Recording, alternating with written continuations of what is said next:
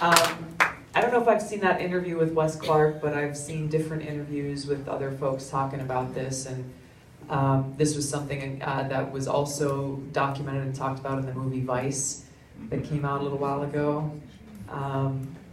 pointing out,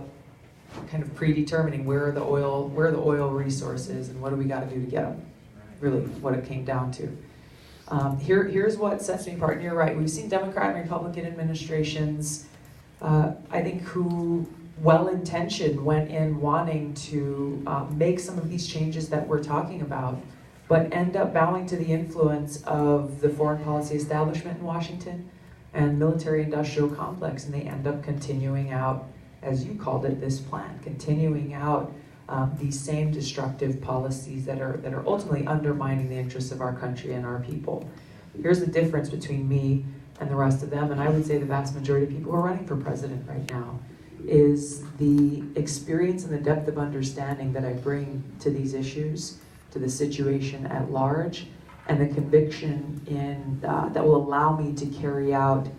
this sea change in our foreign policy, to actually, one of the first things I'll do if elected as president is call for a summit between the United States and nuclear-armed countries like Russia and China